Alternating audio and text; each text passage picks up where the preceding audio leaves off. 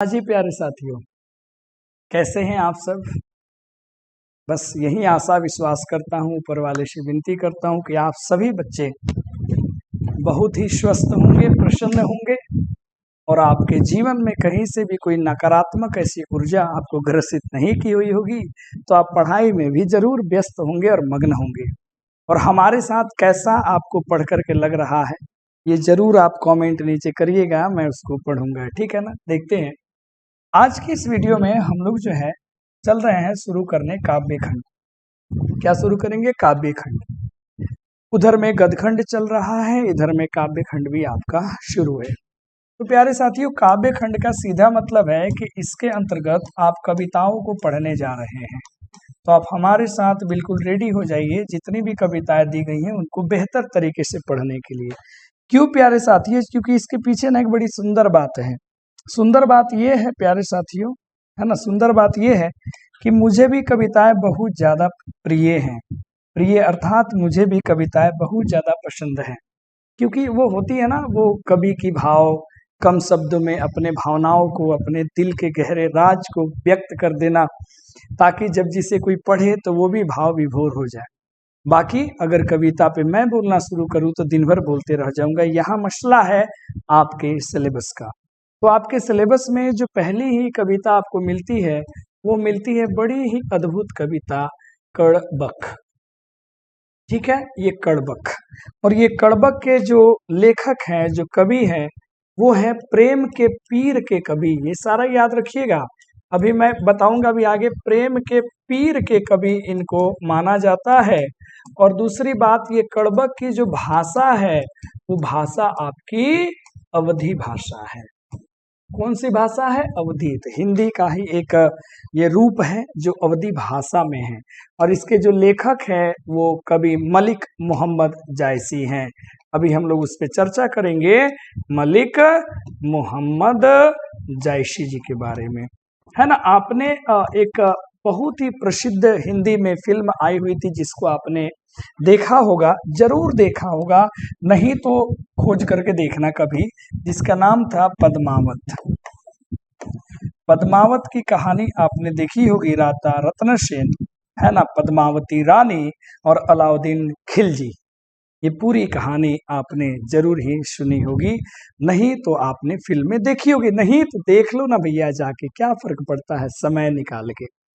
तो ये जो कड़बक है, ये यही पद्मावत जो काव्य है, यही पद्मावत जो काव्य है, काव्य ग्रंथ आप कह लीजिए, जो कहिए, उसी के ये हिस्सा है। तो हमें इसमें दो खंड देखने को मिलेगा। एक पद्मावत का पहला जो प्रारंभ होता है वो वाला, और फिर पद्मावत का जो अंतिम मतलब कहानी का पूरे जो अंत होता है वो, यानी कि प्रारंभिक खंड और अंतिम खंड हम लोग को पढ़ने को मिलेगा उनके बारे में। अब हम बात कर लेते हैं थोड़े से मलिक मोहम्मद जायसी के बारे में, तो हमारे और आपके लिए बड़ा बेहतर होगा। तो प्यारे साथियों, ये है मलिक मोहम्मद जायसी, है ना, ये है मलिक मोहम्मद जायसी।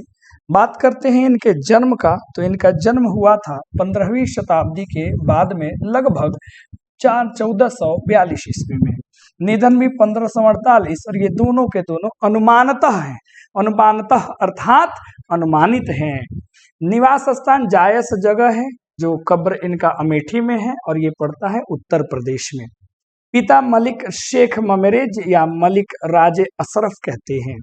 इनके गुरु जो थे वो सूफी संत शेख मोहदी और सैयद अशरफ जहांगीर थे। वृत्ति की बात करिए तो प्रारंभ में इन्होंने जायस अपने ग्राम में रहते हुए किसानी किया। शेष जीवन फकीरी में, गरीबी में, बचपन में ही अनाथ हो गए। साधु और फकीरों के साथ भटकते हुए इनका पूरा बचपन बीता। कहीं नहीं लिखा कि इन्होंने एमए किया, पीएचडी किया, सारा चीज कबीर और संत, मतलब संत फकीर के बीच में रहे, साधुओं के बीच में रहे, और उन्होंने वहां से ही शिक्षा दीक्षा ग्रहण की। व्यक्तित्व की बात करें, पर्सनालिटी की बात करें, तो चेचक जन हमने ना कहीं माई बहरल बाड़ी के कारण रूपहीन हो गए थे, और जाहिर सी बात है पूरा दाग दाग हो गया था। आज वाले वो समय नहीं था, आज तो बहुत सारे ऐसे प्रोडक्ट आ गए हैं जो दाग को मिटा दे, है ना। बाई आंख से और कान से भी ये वंचित थे, यानी कि ना बाई कान से इनको सुनाई देता था, ना बाई आंख से इनको दिखाई देता था।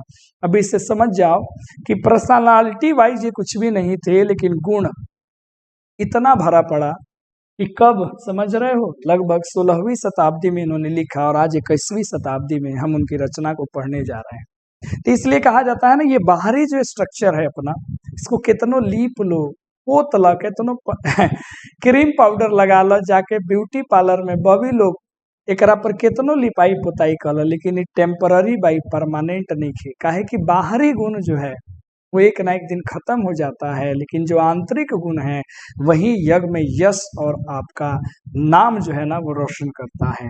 तो आप सभी बच्चे जो है इस चीज को जरूर समझे। कृतियों की बात करें, कृतियों की बात है तो कृतियां पद्मावत, अखरावट, आखिरी कलाम, चित्ररेखा, कहरनामा, मशलनामा, चंपावत, होलीनामा, इतरावत, ये सब इनकी रचनाएं हैं। ठीक है। प्रेम कथाओं को आधार बनाकर छंदोबद्ध कथा काव्य लिखना, कविता छंद के माध्यम से लिखते थे। आगे हम बात करते हैं इनकी रचनाओं को, काव्य को। रामचंद्र शुक्ल हो या माता प्रसाद, डॉक्टर माता प्रसाद ने इनको क्या किया, तो एक तरीके से जायस ग्रंथावली के नाम से संपादित किया, एडिट किया इन्होंने। और ये लाइन हमेशा याद आप रखिएगा, क्या कि इनको प्रेम की पीर के कवि कहा जाता है। प्रेम की पीर, यहाँ पीर का मतलब है पीड़ा, पीड़ा का मतलब कष्ट, ये कहा जाता है। तो उम्मीद है इनके बारे में आप समझ गए होंगे। और यहाँ पे जो 2 कड़बक हमको मिला है, 2 जो खंड मिला है अवधी भाषा में, उसमें यही बातें बताई गई है। तो प्रथम हिस्से में आप बुक में खुद पढ़ सकते हो, पद्मावत के प्रारंभिक और अंतिम छंदों में से है। प्रथम में कवि जो है वो अपने गुणों की चर्चा करते हैं, अपने गुणों की चर्चा करते हैं। कौन? अवगुणों की तुलना में की। तो अवगुण तो है कि चेहरे से अच्छे नहीं है, कान से, आंख से वंचित है, शरीर भी उतना बेहतर नहीं है, फिर भी इनका गुण जो है वो जग में रोशनी फैला रहा है। अलग अलग चीजों से तुलना करना, चंद्रमा से, सोने से, समुद्र से, सुमेरु पर्वत से, पढ़ेंगे आगे। दूसरे पंक्तियों में, दूसरे कड़बक में ये बताते हैं कि गुण कितना महान होता है। ना तो आज राजा रत्न सेन है, ना पद्मावती रानी है, ना अलाउद्दीन वो खिलजी है, और ना ही विद्वान जो है वो शुआ है, ना ही सारे लोग हैं, लेकिन फिर भी जग में इनकी कहानी है। कहते हैं कि फूल भरे मर जाता है, लेकिन उनकी खुशबू हमेशा जीवित रहती है। बात समझ में आए? उसी प्रकार कहते हैं कि एक दिन जैसे ये सब महान महान लोग मर गए, उसी प्रकार मैं भी मर जाऊंगा, लेकिन हमारे जो ये रचनाएं हैं, जिसको मैंने अपनी रक्त की लेही से पिरो करके रचा है, वाह, नयन जल में भिगो करके गढ़ा है, उसको भविष्य में अगर कोई पढ़ेगा तो मुझे अपने 2 शब्दों में स्मरण करेगा। जय हो मलिक मोहम्मद जायसी की। ये पूरी